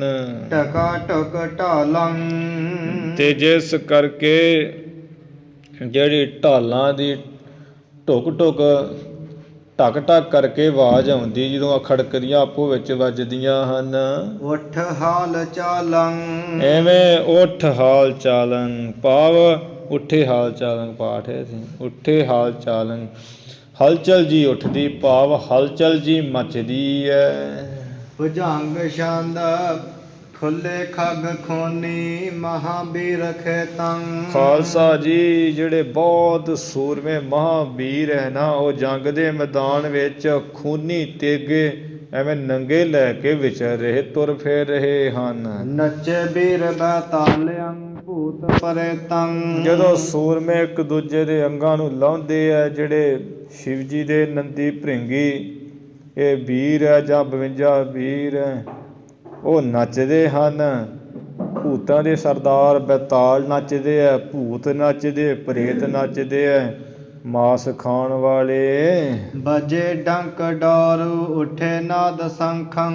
ਐਵੇਂ ਡੋਰੂ ਡਮਰੂ ਵੱਜ ਰਹੇ ਹੈ, ਡੰਕੇ ਲੱਗ ਲੱਗ ਕੇ ਧੌਂਸਿਆਂ ਨਗਾਰਿਆਂ ਦੇ, ਤੇ ਸੰਖਾਂ ਦੀ ਜਿਹੜੀ ਨਾਦ ਕਈ ਆਵਾਜ਼ ਉੱਠਦੀ ਹੁੰਦੀ ਹੈ। ਮਨੋ ਮਲ ਜੁੱਟੇ ਮਹਤ ਬਖੰ। ਮਾਨੋ ਕਿ ਉਹ ਜਿਹੜੇ ਸੂਰਮੇ ਹੈ ਉਹਦੇ ਵੱਖੀਆਂ 'ਤੇ ਹੱਥ ਪਾ ਕੇ ਇੱਕ ਦੂਜੇ ਨਾਲ ਗੁੱਥਮ ਗੁੱਥਾ ਹੋ ਕੇ ਐਵੇਂ ਲੜ ਰਹੇ, ਜਿਵੇਂ ਦੋ ਮੱਲ ਖਾੜੇ ਦੇ ਵਿੱਚ ਜਿਵੇਂ ਦੋ ਪਹਿਲਵਾਨ ਜੁੱਟ ਦੇ ਲੜਦੇ ਹੈ, ਹੇਠ ਉੱਪਰ ਹੁੰਦੇ ਹੈ, ਐਵੇਂ ਗੁੱਥਮ ਗੁੱਥਾ ਹੋ ਰਹੇ, ਭਾਵ ਘੋਲ ਹੀ ਕਰ ਰਹੇ ਆ, ਜਿਨ੍ਹਾਂ ਕੋਈ ਸ਼ਸਤਰ ਛੁੱਟ ਜਾਂਦੇ ਹਨ। ਸ਼ਬੈ ਛੰਦ ਜਿਨ ਸੂਰਨ ਸੰਗਰਾਮ। ਸਤਿਗੁਰੂ ਜੀ ਕਹਿੰਦੇ ਜਿਨ੍ਹਾਂ ਸੂਰਮਿਆਂ ਨੇ ਜੰਗ ਦੇ ਮੈਦਾਨ ਵਿੱਚ ਸਾਹਮਣੇ ਹੋ ਕੇ ਯੁੱਧ ਕੀਤਾ, ਪਿੱਠ ਨਹੀਂ ਦਿਖਾਈ। ਸਬਲ ਸਾ ਮੋਹੇ ਹੋਇ ਮੰਡਿਓ। ਤੇ ਬੜੇ ਬਲ ਦੇ ਸਹਿਤ ਸਾਹਮਣੇ ਹੋ ਕੇ ਜੰਗ ਨੂੰ ਮੰਡਿਆ ਸੀ, ਭੂਸ਼ਿਤ ਕਰਕੇ ਲੜ ਰਹੇ ਸਨ। ਤਿਨ ਸੁਬਟਨ ਤੇ ਏਕ। ਉਹਨਾਂ ਸੂਰਮਿਆਂ ਇੱਕ ਨੂੰ ਵੀ ਕਾਲ ਕੋ ਜੀਅਤ ਨਾ ਛੱਡਿਓ। ਕਾਲ ਨੇ ਕਿਸੇ ਨੂੰ ਜਿਉਂਦਾ ਨਹੀਂ ਛੱਡਿਆ, ਭਾਵ ਜਿਹੜੇ ਸੂਰਮਿਆਂ ਨੇ ਸਾਹਮਣੇ ਹੋ ਕੇ ਜੰਗ ਕੀਤਾ ਹੈ, ਬੜੇ ਬਲ ਦੇ ਸਹਿਤ ਲੜ ਰਹੇ ਸਨ, ਇਹ ਕਾਲ ਨੇ ਇੱਕ ਨੂੰ ਵੀ ਸੂਰਮੇ ਨੂੰ ਜਿਉਂਦਾ ਨਹੀਂ ਛੱਡਿਆ, ਭਾਵ ਸਭ ਮਾਰ ਦਿੱਤੇ ਹੈ। ਸਭ ਖੱਤਰੀ ਖਗ ਖੰਡ। ਸਾਰੇ ਸੂਰਮੇ ਜਿਹੜੇ ਆ ਖੱਤਰੀ ਕਈ ਸੂਰਮੇ ਆਪਣੇ ਹੱਥਾਂ ਵਿੱਚ ਤਲਵਾਰਾਂ ਤੇ ਖੰਡੇ। ਖੇਤ ਭੂ ਮੰਡਪ ਅਹੁੱਟੇ। ਖੇਤ ਜੰਗ ਦੇ ਮੈਦਾਨ ਦੇ ਜਿਹੜੀ ਭੂਮੀ ਸਥਾਨ, ਮੰਡਪ ਕਈ ਸਥਾਨ, ਉਹਦੇ ਵਿੱਚ ਹੁੱਟੇ ਇਕੱਠੇ ਹੋਏ ਸਨ, ਨੰਗੇ ਤੇਗੇ ਤਲਵਾਰਾਂ ਖੰਡੇ ਐਵੇਂ ਫੜੇ ਹੋਏ ਸਨ। ਸਾਰ ਧਾਰ ਧਰ ਹਤੂਮ। ਸਾਰੇ ਯੋਧੇ ਟੁਕੜੇ ਟੁਕੜੇ ਹੋ ਰਹੇ ਸਨ, ਤੇ ਸ਼ਸਤਰਾਂ ਤੋਂ ਜਿਹੜੀ ਨਿਕਲੀ ਧੂਏ ਰਹਿਤ ਅੱਗ ਨੂੰ ਸਹਾਰਦੇ ਹੋਏ। ਮੁਕਤ ਬੰਧਨ ਤੇ ਛੁਟੇ। ਸੂਰਮੇ ਜਿਹੜੇ ਬੰਧਨ ਤੋਂ ਛੁੱਟ ਕੇ ਮੁਕਤ ਹੋ ਰਹੇ ਸਨ। ਜਿਹੜੇ ਸਾਰ ਕਹੀਦਾ ਸ਼ਸਤਰ ਨੂੰ, ਲੋਹੇ ਨੂੰ ਕਹੀਦਾ ਹੈ, ਤੇ ਲੋਹੇ ਤੋਂ ਭਾਵ ਸ਼ਸਤਰ। ਸ਼ਸਤਰ ਦੀ ਧਾਰ ਦੇ ਜਿਹੜੇ ਹੈ ਜਦੋਂ ਆਪੋ ਵਿੱਚ ਟੱਕਰਦੇ, ਜਿਹੜਾ ਅੱਗ ਤੋਂ ਬਿਨਾਂ ਧੂੰਆਂ ਨਿਕਲਦਾ ਹੈ, ਅਤੇ ਉਸ ਸਾਰ ਧਾਰ ਸ਼ਸਤਰ ਦੀ ਧਾਰ ਨੂੰ ਧਰ ਕੇ ਆਪਣੇ ਉੱਪਰ ਸਹਾਰਦੇ ਹੋਏ, ਜਿਸ ਸ਼ਸਤਰ ਦੀ ਧਾਰ ਵਿੱਚੋਂ ਬਿਨਾਂ ਅੱਗ ਤੋਂ ਧੂੰਆਂ ਨਿਕਲਦਾ ਹੈ, ਉਹ ਸਹਾਰਦੇ ਹੈ। ਜਿਸ ਕਰਕੇ ਸੂਰਮੇ ਉਹ ਵਾਰ ਸਹਿ ਕੇ ਬੰਧਨਾਂ ਤੋਂ, ਦੁਨਿਆਵੀ ਬੰਧਨਾਂ ਤੋਂ ਛੁੱਟ ਕੇ ਮੁਕਤ ਹੋ ਰਹੇ ਹਨ। ਵੈ ਟੂਕ ਟੂਕ ਜੁਝੈ ਸਭ। ਸਾਰੇ ਜਿਹੜੇ ਯੋਧੇ ਆ ਟੁਕੜੇ ਟੁਕੜੇ ਹੋ ਕੇ ਜੁਝੇ ਕਈਏ ਸ਼ਹੀਦ ਹੋ ਗਏ। ਭਾਵ ਨਾ ਪਾਛਾ ਡਾਰਿਆਂ।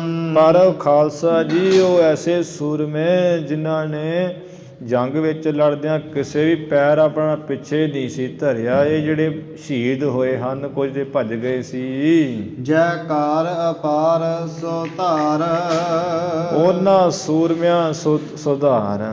ਬੜਾ ਬਣਾ ਸਵਾਰ ਕੇ ਅਪਾਰ ਕੇ ਬੇਨਤੀ ਜੈਕਾਰ ਜੈਕਾਰ। ਜੈਕਾਰ ਅਪਾਰ ਸੁਧਾਰ ਹੂੰ।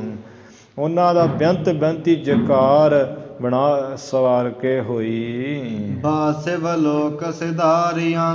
ਤੇ ਉਹਨਾਂ ਦਾ ਜਿਹੜਾ ਬਾਸਵ ਕਈ ਨਿਵਾਸ ਹੈ, ਉਹ ਦੇਵ ਲੋਕ 'ਚ ਹੋਇਆ। ਬਾਸਵ ਲੋਕ ਸੁਧਾਰੀ, ਦੇਵ ਲੋਕ ਸਵਰਗ ਲੋਕ ਨੂੰ ਉਹ ਚਲੇ ਗਏ। ਚੌਪਈ ਇਹ ਬਿਦ ਮਚਾ ਘੋਰ ਸੰਗਰਾਮਾ। ਮਚਾ ਨਹੀਂ, ਇਹ ਬਿਦ ਮੱਚਾ ਘੋਰ ਸੰਗਰਾਮਾ। ਮੱਚਾ ਮੱਚੇ ਕੱਸ ਕੇ ਹੁੰਦਾ। ਇਸ ਤਰ੍ਹਾਂ ਖਾਲਸਾ ਜੀ ਸੰਗਰਾਮਾ ਬੜਾ ਜੰਗ ਯੁੱਧ ਦੋਹਾਂ ਧਿਰਾਂ 'ਚ ਮਚਿਆ ਭਿਆਨਕ। ਸਿਧਾਏ ਸੂਰ ਸੂਰ ਕੇ ਧਾਮਾ। ਸਿਧਾਏ ਤੇ ਸੂਰਮੇ ਜਿਹੜੇ ਹੈ ਉਹ ਚਲੇ ਗਏ। ਸੂਰ ਕਹੀਏ ਸੂਰਮਿਆਂ ਦਾ ਜੋ ਧਾਮ ਕੀ ਹੈ ਸਵਰਗ। ਇੰਦਰਪੁਰੀ ਨੂੰ ਸਾਰੇ ਸੂਰਮੇ ਚਲੇ ਗਏ, ਸਵਰਗ ਵਿੱਚ ਚਲੇ ਗਏ ਯੁੱਧ ਕਰਕੇ ਜਿਹੜੇ ਸ਼ਹੀਦ ਹੋਏ ਸਨ। ਕਹਾ ਲੱਗੈ ਵਹ ਕਥਾ ਲੜਾਈ। ਗੁਰੂ ਮਹਾਰਾਜ ਕਹਿੰਦੇ ਆ ਵੀ ਕਿੱਥੋਂ ਤੱਕ ਅਸੀਂ ਇਹ ਲੜਾਈ ਦਾ ਕਥਨ ਕਰੀਏ, ਵਰਣਨ ਕਰੀਏ ਭਾਈ। ਆਪਨ ਪ੍ਰਭਾ ਨ ਬਰਨੀ ਜਾਏ। ਕਿਉਂਕਿ ਆਪਣੀ ਜਿਹੜੀ ਸੋਢ ਵੰਸ਼ ਦੀ ਪ੍ਰਭਾ ਹੈ ਨਾ, ਸੋਭਾ ਉਪਮਾ, ਉਹ ਆਪਣੇ ਆਪ ਹੀ ਮੁੱਖ ਤੋਂ ਆਖੀ ਨਹੀਂ ਜਾਂਦੀ। ਹੁਣ ਜੀ ਕੋਈ ਕਹਿ ਦਿੰਦੇ ਨਾ ਵੀ ਆਪਣੀ ਸੋਭਾ ਆਪੇ ਕਰੀ ਜਾਂਦੇ, ਆਪੇ ਮੀਆਂ ਮਿੱਠੂ ਹੋਏ ਜਾਂਦੇ ਜੀ।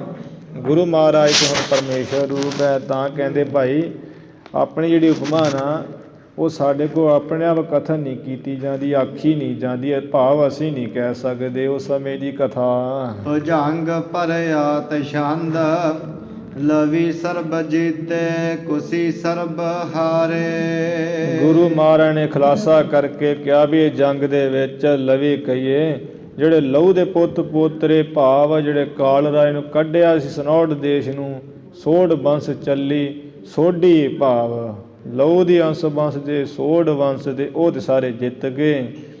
ਕਾਲ ਕੇਤ ਦੀ ਵੰਸ਼ ਦੇ ਕਸੂਰੀਏ ਜਿਹੜੇ ਕੁਸ਼ੂ ਦੇ ਪੁੱਤ ਪੋਤਰੇ ਅੰਸ਼ ਵੰਸ਼ ਦੇ ਸਨ, ਉਹ ਸਾਰੇ ਇਹ ਜੰਗ ਵਿੱਚ ਹਾਰ ਗਏ। ਬਚੇ ਸੋ ਬਲੀ ਪ੍ਰਾਨ। ਵੇਖ ਕੇ ਪੜਿਆ ਕਰ, ਬਚੇ ਪੜਨਾ।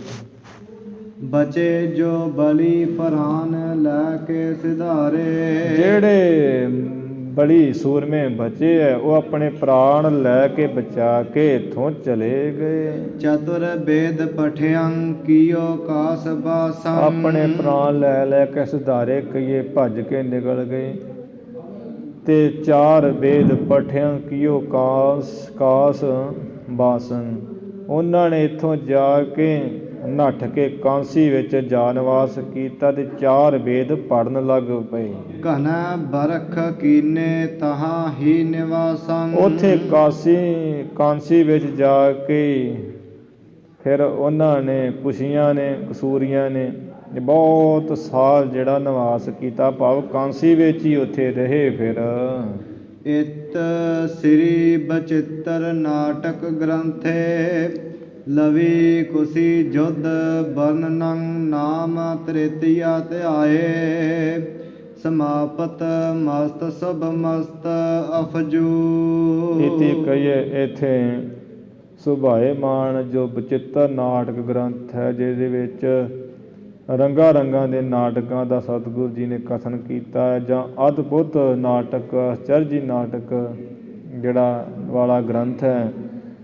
ਅਤੇ ਲਵੀ ਕੁਸ਼ੀ ਜੋ ਰਾਮ ਜੀ ਦੇ ਪੁੱਤਰ ਲਹੂ ਜੀ ਅਤੇ ਉਹਨਾਂ ਦੇ ਦੂਸਰੇ ਪੁੱਤਰ ਕੁਸ਼ੂ, ਇਹਨਾਂ ਦਾ ਜੋ ਯੁੱਧ ਹੋਇਆ ਆਪੋ ਵਿੱਚ ਹੀ ਅੰਸ ਬੰਸ ਦਾ, ਭਾਵ ਸੋਢ ਬੰਸ ਦਾ ਅਤੇ ਕਸੂਰੀਆਂ ਦਾ, ਉਹ ਯੁੱਧ ਵਰਣਨ ਕੀਤਾ ਹੈ। ਨਾਮ ਤ੍ਰਿਤੀਆ ਧਿਆਏ ਸਮਾਪਤ ਮਸ ਮਸਤ, ਤੀਸਰੇ ਧਿਆਏ ਨਾਮ ਦਾ ਜਿਹੜਾ ਇੱਥੇ ਸਮਾਪਤ ਹੋ ਗਿਆ ਅਧਿਆਏ, ਸਮਾਪਤ ਮਸਤ ਸੁਮਸਤ, ਭਾਵ ਸ਼ੁਭ ਚੰਗਾ ਸ੍ਰੇਸ਼ਟ ਪੂਰਾ ਹੋਇਆ ਹੈ। ਮਸਤ ਦਾ ਅਰਥ ਅਸਤ, ਭਾਵ ਪੂਰਾ ਹੋਇਆ ਇੱਥੇ ਅਧਿਆਏ ਤੀਸਰਾ। ਅਤੇ ਅਫਜੂ, ਅਫਜੂ ਦਾ ਅਰਥ ਜੋੜ। 199 ਜਿਹੜੇ ਛੰਦ ਸਾਰੇ ਬਚਿੱਤਰ ਨਾਟਕ ਗ੍ਰੰਥ ਦੇ ਹੋ ਗਏ ਆ। ਅਫਜੂ ਦਾ ਅਰਥ ਜੋੜ, ਦੂਸਰਾ ਮੁੱਖ ਅਰਥ ਇਹਦਾ ਜੋੜ ਹੀ ਹੈ, ਅਤੇ ਇੱਕ ਦਾ ਅਰਥ ਹੈ ਵਿਸ਼ੇਖ, ਹੋਰ ਚੱਲਦਾ, ਬਾਕੀ ਚੱਲਦਾ, ਅੱਗੇ ਤੁਰਦਾ, ਭਾਵ ਇਹ ਪ੍ਰਸੰਗ ਅੱਗੇ ਹੋਰ ਤੁਰਦਾ, ਇੱਥੇ ਸਮਾਪਤ ਨਹੀਂ ਹੋਇਆ, ਬਾਕੀ ਅਜੇ ਹੋਰ ਚੱਲਦਾ ਹੈ, ਪ੍ਰਸੰਗ ਰਹਿੰਦਾ। ਭੁਜੰਗ ਪਰਿਆਤ ਛੰਦ ਜਿਨ੍ਹਾਂ ਵੇਦ ਪਠਿਓ ਸੋ ਬੇਦੀ ਕਹਾਏ। ਜਿਹਨੇ ਵੇਦ, ਗੁਰੂ ਮਹਾਰਾਜ ਕਹਿੰਦੇ ਇਸ ਤਰ੍ਹਾਂ ਖਾਲਸਾ ਜੀ, ਜਿਨ੍ਹਾਂ ਨੇ ਕਾਂਸੀ ਵਿੱਚ ਜਾ ਕੇ ਵੇਦਾਂ ਦੀ ਪੜ੍ਹਾਈ ਕੀਤੀ, ਵੇਦਾਂ ਨੂੰ ਪੜ੍ਹਿਆ, ਉਹ ਬੇਦੀ ਕਹਾਉਣ ਲੱਗ ਪਏ, ਵੇਦੀ ਕਿਹਾ ਜਾਣ ਲੱਗੇ। ਤਿਨ ਧਰਮ ਕੇ ਕਰਮ ਨੀਕੇ ਚਲਾਏ। ਫਿਰ ਉਹਨਾਂ ਵੇਦੀਆਂ ਨੇ ਵੇਦ ਪੜ੍ਹ ਕੇ ਚੰਗੀ ਤਰ੍ਹਾਂ ਜਿਹੜੇ ਨਾ ਧਰਮ ਦੇ ਕਰਮ ਉਹ ਕਿਵੇਂ ਕਰਨੇ ਆ, ਉਹ ਚੰਗੀ ਤਰ੍ਹਾਂ ਨਾਲ ਧਰਮ ਦੇ ਕਰਮਾਂ ਨੂੰ ਚਲਾਇਆ, ਅੱਗੇ ਤੋਰਿਆ। ਪਠੇ ਕਾਗਦੰ ਮਦਰ ਰਾਜਾ ਸਧਾਰੰ। ਇੱਧਰ ਜੋ ਲਹੂ ਦੀ ਵੰਸ਼ ਦੇ, ਸੋਢ ਵੰਸ਼ ਦੇ ਭਾਵ ਜੋ ਜਿੱਤੇ ਸਨ, ਇਹ ਹੁਣ ਪੰਜਾਬ ਰਾਜ ਵਿੱਚ ਹੀ ਜਿਹੜਾ ਹੈ ਆਪਣਾ ਰਾਜ ਭਾਗ ਕਰ ਰਹੇ ਸੀ, ਭਾਵ ਕਸੂਰ ਉੱਪਰ ਵੀ, ਲਾਹੌਰ ਉੱਪਰ ਵੀ। ਇਹ ਫਿਰ ਸੋਢ ਵੰਸ਼ ਦੇ ਰਾਜੇ ਨੇ ਜਿਹੜਾ ਹੈ ਬੜਾ ਬਣਾ ਸਵਾਰ ਕੇ, ਸੁਧਾਰ ਬੜਾ ਬਣਾ ਸਵਾਰ ਕੇ ਚੰਗੇ ਸੋਹਣੇ ਢੰਗ ਨਾਲ ਇੱਕ ਕਾਗਜ਼ ਲੈ ਕੇ ਭੇਜਿਆ ਬੇਦੀਆਂ ਨੂੰ। ਅਬੋ ਆਪ ਜੋ ਬੈਰ, ਅਬੋ ਆਪ ਮੋ ਬੈਰ ਭਾਵੰ ਵਿਸਾਰੰ। ਤੇ ਲੈ ਕੇ ਭੇਜਿਆ ਹੈ ਵੀ ਵੇਖੋ ਤੁਸੀਂ ਸਾਡੇ ਭਰਾ ਹੀ ਹੋ, ਅਤੇ ਆਪੋ ਆਪ ਜਿਹੜਾ ਆਪਣੇ ਆਪ 'ਚ ਅਸੀਂ ਵੈਰ ਭਾਵ ਰੱਖਿਆ ਹੈ ਨਾ, ਵੀ ਵੈਰ ਕਰਕੇ ਪਹਿਲਾਂ ਤੁਸੀਂ ਸਾਨੂੰ ਕੱਢਿਆ, ਹੁਣ ਅਸੀਂ ਤੁਹਾਨੂੰ ਕੱਢ ਦਿੱਤਾ। ਇਹ ਵੈਰ ਭਾਵ ਨੂੰ ਭੁਲਾ ਦੇਣਾ ਚਾਹੀਦਾ, ਇਹਨੂੰ ਛੱਡ ਦੇਣਾ ਚਾਹੀਦਾ ਹੈ। ਨ੍ਰਿਪੰ ਮੁਕਲਿਅੰ ਦੂਤ ਸੋ ਕਾਸ ਆਯੰ। ਨ੍ਰਿਪੰ ਮੁਕਲਿਅੰ, ਰਾਜੇ ਨੇ ਇਸ ਤਰ੍ਹਾਂ ਮੁਕਲਿਅੰ ਕਹੀਏ ਭੇਜ ਕੇ ਦੂਤ ਨੂੰ, ਆਪਣੇ ਬੰਦੇ ਨੂੰ, ਅਤੇ ਕਾਂਸੀ ਵੱਲ ਭੇਜਿਆ, ਜਿਸ ਕਰਕੇ ਉਹ ਕਾਂਸੀ ਵਿੱਚ ਆ ਗਿਆ ਦੂਤ ਸਿਪਾਹੀ। ਸਦਾ ਬੇਦੀਆਂ ਭੇਦ ਭਾਖੇ ਸੁਨਾਯੰ। ਉਸ ਨੇ ਆ ਕੇ ਬੇਦੀਆਂ ਸਭੇ ਬੇਦੀਆਂ ਭੇਦ ਭਾਖੇ ਸੁਨਾਏਂਗ, ਸਾਰੇ ਬੇਦੀਆਂ ਨੂੰ ਮਦਰ ਦੇਸ਼ ਭਾਵ ਪੰਜਾਬ ਦੇ ਰਾਜ ਦਾ ਭੇਦ ਆ ਕੇ ਸੁਣਾਇਆ। ਵੀ ਤੁਸੀਂ, ਉਹਨੇ ਲਿਖਿਆ ਹੈ ਵੀ ਤੁਸੀਂ ਕਾਗਜ਼ ਰਾਹੀਂ ਸਾਡੇ ਭਰਾ ਹੀ ਹੋ, ਅਤੇ ਜਿਹੜਾ ਵੈਰ ਭਾਵ ਭੁਲਾ ਦੇਣਾ ਚਾਹੀਦਾ। ਹੁਣ ਮੈਂ ਤਾਂ ਜਿਹੜਾ ਰਾਜ ਭਾਗ ਛੱਡ ਕੇ ਰਿਖੀਆਂ ਵਾਲੇ ਵਸਤਰ ਪਾ ਕੇ ਬਨੁਵਾਸ ਕਰਨਾ, ਭਾਵ ਤਪ ਤਪੱਸਿਆ ਕਰ ਲੱਗਾ ਵਾਂ, ਅਤੇ ਤੁਸੀਂ ਸਾਰੇ ਇੱਥੇ ਆ ਕੇ ਅਤੇ ਰਾਜ ਭਾਗ ਕਰੋ, ਮਿਲ ਜੁਲ ਕੇ ਆਪਾਂ ਇਕੱਠੇ ਹੋ ਕੇ ਰਹੀਏ। ਇਹ ਸਾਰਾ ਵੇਦੀਆਂ ਨੂੰ ਜਿਹੜਾ ਭੇਦ ਹੈ ਪੰਜਾਬ ਦੇ ਰਾਜੇ ਦਾ, ਸੋਢ ਵੰਸ਼ ਦੇ ਖਾਨਦਾਨ ਦਾ, ਉਹ ਬੇਦੀਆਂ ਨੂੰ ਸੁਣਾਇਆ ਜਾ ਕੇ। ਸਭਾ ਵੇਦ ਪਾਠੀ ਚੱਲੇ ਮਦਰ ਦੇ ਸੰਗ। ਇਸ ਕਰਕੇ ਸੁਣ ਕੇ ਉਹ ਭੇਜੇ ਹੋਏ ਦੂਤ ਤੋਂ ਸਾਰੇ ਵੇਦ ਪਾਠੀ ਜਿਹੜੇ ਵੇਦਾਂ ਦਾ ਪਾਠ ਕਰਦੇ ਸਨ, ਉਹ ਪੰਜਾਬ ਦੇਸ਼ ਨੂੰ ਤਿਆਰ ਹੋਣ ਲਈ ਚੱਲ ਪਏ। ਪਰ ਨਾਮੰ ਕੀਓ ਆਨਕ ਕਾ ਨਰੇ ਸੰਗ। ਪੰਜਾਬ ਦੇਸ਼ ਨੂੰ ਚੱਲਣ ਲਈ ਤਿਆਰ ਹੋ ਕੇ ਚੱਲ ਪਏ, ਅਤੇ ਜਦੋਂ ਸਾਰੇ ਇੱਥੇ ਆ ਗਏ ਹੈ ਵੇਦੀ, ਤੇ ਸੋਢ ਬੰਸ ਦੇ ਰਾਜੇ ਨੇ ਅੱਗੇ ਆ ਕੇ ਸਾਰਿਆਂ ਨੂੰ ਪ੍ਰਣਾਮ ਕੀਤਾ, ਬੜਾ ਸਤਿਕਾਰ ਕੀਤਾ। ਧਨੰ ਵੇਦ ਕੀ ਭੂਪ ਤਾਤੇ ਕਰਾਈ। ਫਿਰ ਇਹ ਸੋਢ ਬੰਸ ਦੇ ਰਾਜੇ ਨੇ ਜਿਹੜੇ ਵੇਦਾਂ ਦੀ ਧੁਨ ਕਹੀਏ ਆਵਾਜ਼, ਵੇਦਾਂ ਦੇ ਪਾਠ ਕਰਾਏ ਹੈ।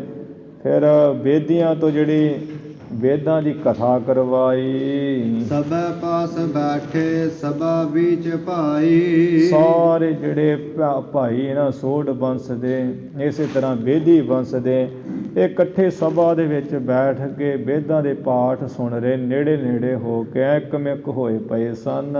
ਪੜੇ ਸਾਮ ਵੇਦੰ ਜਜਰ ਵੇਦ ਕਥੰ। ਸਭ ਤੋਂ ਪਹਿਲਾਂ ਵੇਦੀਆਂ ਨੇ ਰਾਜੇ ਨੂੰ, ਜਿਵੇਂ ਰਾਜੇ ਨੇ ਕਿਹਾ ਵੀ ਵੇਦਾਂ ਦੀ ਕਥਾ ਸੁਣਾਓ, ਸਭ ਤੋਂ ਪਹਿਲਾਂ ਵੇਦੀਆਂ ਦੀ ਸ਼ਾਮ ਜਿਹੜਾ ਵੇਦ ਹੈ, ਪਹਿਲਾ ਵੇਦ ਉਹ ਪੜ੍ਹਿਆ ਹੈ, ਪੜ੍ਹ ਕੇ ਸ਼ਾਮ ਵੇਦ ਦੀ ਕਥਾ ਸੁਣਾਈ ਹੈ।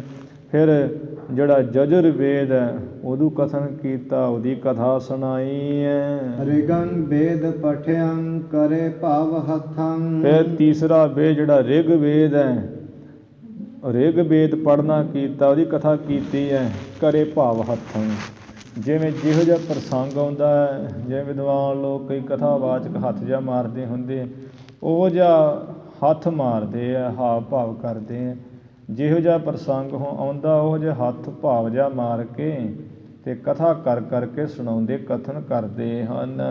ਰਸਾਵਲ ਛੰਦ ਅਥਰ ਵੇਦ ਪਠਿਅੰ। ਇਵੇਂ ਚੌਥਾ ਜਿਹੜਾ ਅਥਰਵਣ ਵੇਦ ਹੈ, ਉਹ ਚੌਥਾ ਵੇਦ ਪੜ੍ਹਨਾ ਕੀਤਾ। ਸੁਣੇ ਪਾਪ ਨਠਿਅੰ। ਇਸ ਤਰ੍ਹਾਂ ਰਾਜੇ ਦੇ ਸਾਰੇ ਜਿਹੜੇ ਪਾਪ ਹੈ ਨਾ, ਚਾਰੇ ਵੇਦਾਂ ਦੀ ਕਥਾ ਸੁਣ ਕੇ ਭੱਜ ਨੱਠ ਗਏ, ਜਾਂ ਜਿਨ੍ਹਾਂ ਵੇਦਾਂ ਦੀ ਕਥਾ ਸੁਣਿਆ ਪਾਪ ਨੱਠ ਭੱਜ ਜਾਂਦੇ ਹੈ। ਉਹ ਰਾਜੇ ਨੇ ਸਾਰੇ ਚਾਰੇ ਵੇਦ ਸੁਣੇ, ਜਿਸ ਕਰਕੇ ਪਾਪ ਸਾਰੇ ਨੱਠ ਗਏ ਹਨ। ਰਹਾ ਰਿਜ ਰਾਜਾ। ਰਾਜਾ ਐਵੇਂ ਸੁਣ ਕੇ ਵੇਦਾਂ ਦੀ ਕਥਾ ਬੜਾ ਰੀਝ ਰਿਹਾ, ਬਹੁਤ ਪ੍ਰਸੰਨ ਹੋ ਗਿਆ। ਦੀਆ ਸਰਬ ਸਾਜਾ। ਫਿਰ ਆਪਣਾ ਜਿੰਨਾ ਹੀ ਸਾਜੋ ਸਮਾਨ ਸੀ ਨਾ, ਰਾਜ ਭਾਗ ਜਿਹੜਾ ਲਾਹੌਰੀਆਂ ਨੇ, ਭਾ ਸੋਢ ਬੰਸ ਨੇ ਹਜ਼ਾਰਾਂ ਹੀ ਜਾਨਾਂ ਵਾਰ ਕੇ, ਹਜ਼ਾਰਾਂ ਦੀ ਜਾਨਾਂ ਲੈ ਕੇ ਤਲਵਾਰ ਦੇ ਜ਼ੋਰ ਨਾਲ ਲਿਆ ਸੀ, ਉਹ ਸਾਰਾ ਸਰਬ ਰਾਜ ਭਾਗ ਸਾਜੋ ਸਮਾਨ ਐਵੇਂ ਵੇਦਾਂ ਦਾ ਪਾਠ ਸੁਣ ਕੇ ਹੀ ਦੇ ਦਿੱਤਾ। ਜਦੋਂ ਚੌਥਾ ਵੇਦ ਸੁਣਿਆ ਥਰਵਣ, ਲਿਓ ਬਨ ਬਾਸੰ। ਤੇ ਆਪ ਬਨੁਵਾਸ ਲੈ ਲਿਆ, ਭਾਵ ਜੰਗਲ ਨੂੰ ਚਾਲਾ ਮਾਰ ਦਿੱਤਾ। ਮਹਾ ਪਾਪ ਨਾਸੰ। ਸਾਰਾ ਰਾਜ ਭਾਗ ਸੌਂ ਕੇ ਬਨਵਾਸੀ ਹੋ ਗਿਆ ਕਿ ਜਿਹੜੇ ਮੈਂ ਪਾਪ ਕੀਤੇ ਬੜੇ ਤਗੜੇ, ਹਜ਼ਾਰੇ ਜਿਹੜੇ ਆਪਣੇ ਭੈਣ ਭਾਈ ਅੰਸ ਬੰਸ ਵਿੱਚੋਂ ਮਾਰ ਲਏ ਹੈ। ਵੈਰ ਵਿਰੋਧ ਰੂਪੀ ਜਿਹੜਾ ਪਾਪ ਕੀਤਾ ਹੈ ਮੇਰਾ ਨਾਸ ਹੋ ਜਾਏ, ਨਸ ਜਾਏ, ਇਸ ਕਰਕੇ ਨੇ ਬਨੁਵਾਸ ਲੈ ਲਿਆ। ਲਿਖੰ ਭੇਸ ਕੀਅੰ। ਜਾਂ ਵੀ ਮੈਂ ਰਾਜ ਭਾਗ ਦੇ ਦਿੱਤਾ, ਜਿਹੜਾ ਬੱਜਰ ਪਾਪ ਸੀ ਵੈਰ ਵਿਰੋਧ ਰੂਪੀ, ਉਹ ਇਹਦਾ ਨਾਸ ਹੋ ਗਿਆ। ਰਿਖੰ ਭੇਸ ਕੀਅੰ, ਰਿਖੀਆਂ ਵਾਲਾ ਭੇਸ ਕਰ ਲਿਆ, ਤਰਦੰਡੀ ਆਦਿਕ ਧਾਰਨ ਕਰ ਲਈ। ਤਿਸੈ ਰਾਜ ਦੀਅੰ। ਐਵੇਂ ਵੇਦੀਆਂ ਨੂੰ ਸਾਰਾ ਰਾਜ ਭਾਗ ਹੀ ਆਪਣਾ ਸੌਂਪ ਦਿੱਤਾ। ਰਹੇ ਹੋਰ ਲੋਗੰ। ਜਿਹੜੇ ਲਾਹੌਰ ਦੇ ਲੋਕ ਸਨ, ਉਹ ਇਹਨੂੰ ਸੋਢ ਬੰਸ ਦੇ ਰਾਜੇ ਨੂੰ ਬੜਾ ਹੀ ਰੋਕ ਰਹੇ ਆ, ਹੋਰ ਕਈ ਰੋਕ ਰਹੇ ਆ ਵੀ ਰਾਜਾ ਤੂੰ ਬਹੁਤ ਚੰਗਾ ਹੈ, ਇੱਥੋਂ ਤੂੰ ਨਾ ਜਾ, ਛੱਡ ਕੇ ਰਾਜ ਭਾਗ। ਤਜੇ ਸਰਬ ਸੋਗੰ। ਪਰ ਰਾਜੇ ਨੇ ਕਹਿੰਦੇ ਸਾਰੇ ਫਿਕਰ ਆਪਣੇ ਛੱਡ ਦਿੱਤੇ ਵੀ ਰਾਜ ਭਾਗ ਛੱਡ ਕੇ ਤੇ ਆਪਾਂ ਬਨੁਵਾਸ ਕੱਟਾਂਗੇ, ਉੱਥੇ ਕੀ ਖੱਟਾਂਗੇ, ਜੰਗਲ ਵਿੱਚ ਰਵਾਂਗੇ ਐਸ਼ੋ ਆਰਾਮ ਛੱਡ ਕੇ। ਉਹ ਸੋਗ ਵੀ ਅੱਗੇ ਕੀ ਹੋਊਗਾ, ਸਾਰੇ ਸੋਗ ਗਮ ਛੱਡ ਦਿੱਤੇ ਹਨ। ਧਨੰ ਧਾਮ ਤਿਆਗੇ। ਜਿੰਨੀ ਜ਼ਮੀਨ ਸੀ ਉਹ ਵੀ ਛੱਡ ਦਿੱਤੀ ਹੈ, ਧਨ ਛੱਡ ਦਿੱਤਾ ਆਪਣਾ ਸਾਰਾ, ਧਾਮ ਘਰ ਛੱਡ ਦਿੱਤੇ, ਮਹਿਲ ਛੱਡ ਦਿੱਤੇ। ਪ੍ਰਭੰ ਪ੍ਰੇਮ ਪਾਗੇ। ਬਸ ਪ੍ਰਭੂ ਪਰਮੇਸ਼ਰ ਦੇ ਪ੍ਰੇਮ ਦੇ ਵਿੱਚ ਹੀ ਰੰਗਿਆ ਗਿਆ ਇਹ ਸੋਢ ਬੰਸ ਦਾ ਖਾਨਦਾਨ। ਅੜਿਲ ਬੇਦੀ ਭਇਓ ਪ੍ਰਸੰਨ। ਇੱਧਰ ਜੋ ਬੇਦੀ ਰਾਜਾ ਸੀ, ਜਿਨ੍ਹਾਂ ਨੂੰ ਕਾਂਚੀ ਤੋਂ ਸੱਦਿਆ ਹੋਇਆ ਸੀ, ਬੇਦੀ ਪਾਠ ਕਰ ਕਰਕੇ ਬੇਦੀ ਬਣੇ ਸਨ। ਇਹ ਰਾਜ ਭਾਗ ਪਾ ਕੇ ਸੋਢ ਬੰਸੀਆਂ ਤੋਂ ਬੜਾ ਪ੍ਰਸੰਨ ਹੋਇਆ। ਰਾਜ ਕਹਿ ਪਾਏ ਕਾ ਰਾਜ ਭਾਗ ਨੂੰ ਪਾ ਕੇ ਦੇਤ ਭਇਓ ਬਰਦਾਨ। ਇਹ ਬੇਦੀ ਬੰਸ ਦਾ ਰਾਜਾ ਸੋਢ ਬੰਸ ਨੂੰ ਫਿਰ ਬੜਾ ਵਰਦਾਨ ਦੇਣ ਲੱਗਾ। ਕੀਆ ਹੁਲਸਾਏ ਕਾ ਵਰਦਾਨ ਦੇਂਦਿਆਂ ਹੋਇਆਂ ਇਹ ਕਹਿਣ ਲੱਗਾ ਹਿਰਦੇ ਵਿੱਚ ਬੜਾ ਹੀ ਪ੍ਰਸੰਨ ਹੋ ਕੇ ਜਬ ਨਾਨਕ ਕਲ ਮੈਂ ਕਹਿਣ ਲੱਗਾ ਹੇ ਰਾਜਨ ਸੋਢ ਬੰਸ ਦੇ ਜਦੋਂ ਕਲਯੁਗ ਦੇ ਵਿੱਚ ਗੁਰੂ ਨਾਨਕ ਦੇ ਪਰਮੇਸ਼ਰ ਰੂਪ ਹਮ ਆਨ ਕਹਾਏ ਹੈ। ਉਹ ਵਾਹਿਗੁਰੂ ਪਰਮਾਤਮਾ ਆਪ ਹੀ ਕਲਯੁਗ ਦੇ ਵਿੱਚ ਗੁਰੂ ਨਾਨਕ ਦੇਵ ਰੂਪ ਹੋ ਕੇ ਤੇ ਆਣ ਕੇ ਆਪਣਾ ਨਾਮ ਨਾਨਕ ਕਹਾਏਗਾ।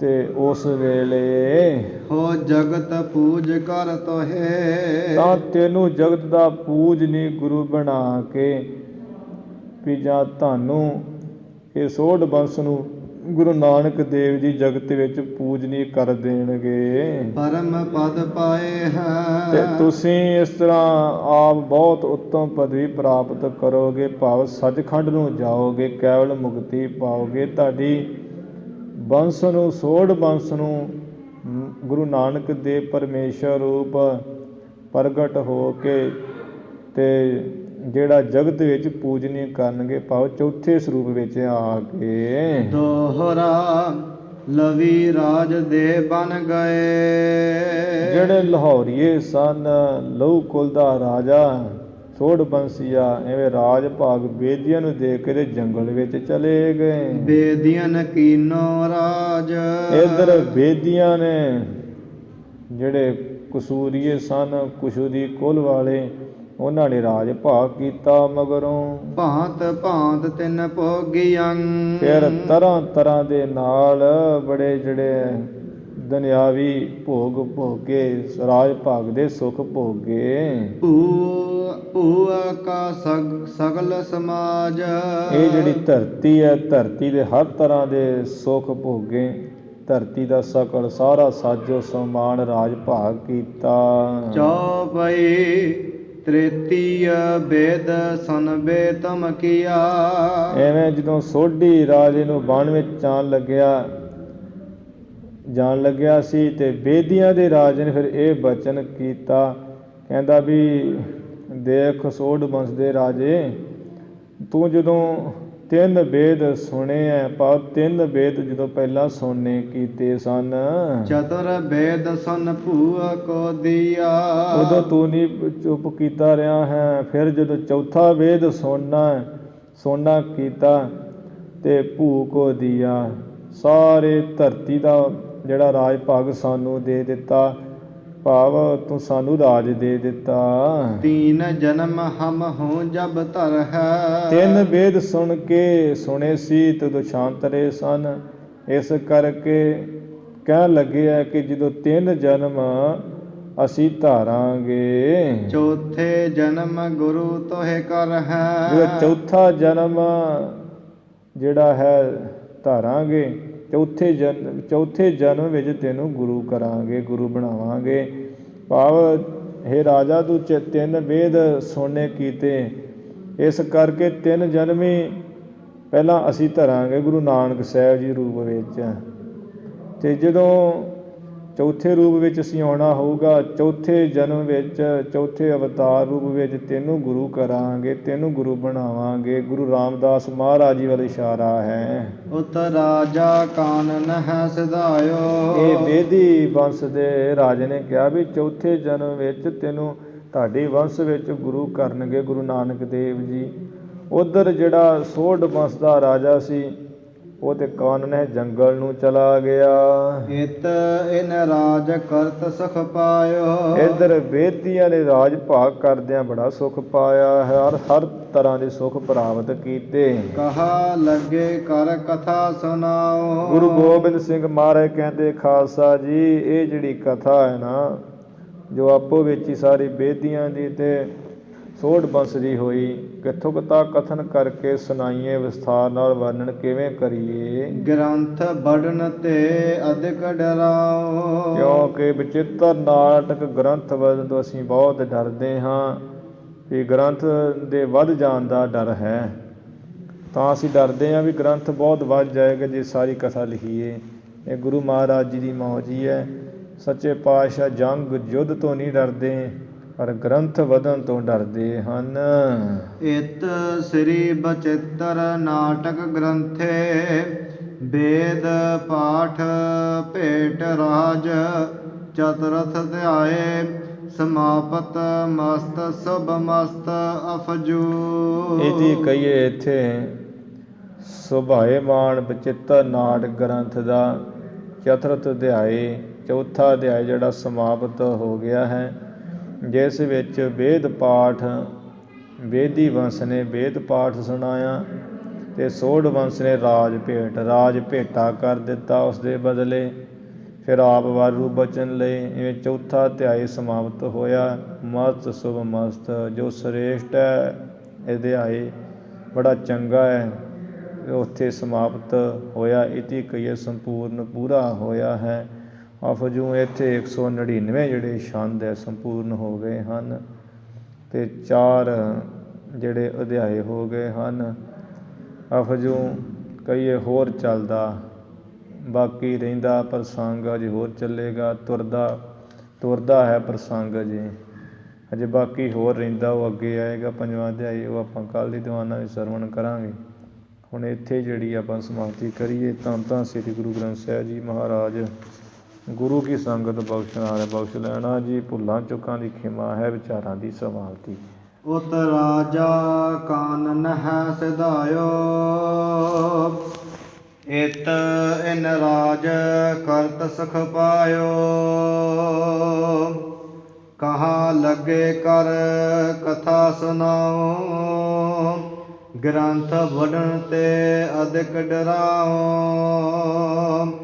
ਇਤ ਸ੍ਰੀ ਬਚਿੱਤਰ ਨਾਟਕ ਗ੍ਰੰਥੇ ਵੇਦ ਪਾਠ ਭੇਟ ਰਾਜ ਚਤੁਰਥ ਧਿਆਏ ਸਮਾਪਤ ਮਸਤ ਸੁਭ ਮਸਤ ਅਫਜੂ। ਵਾਹਿਗੁਰੂ ਜੀ ਕਾ ਖਾਲਸਾ, ਵਾਹਿਗੁਰੂ ਜੀ ਕੀ ਫਤਿਹ।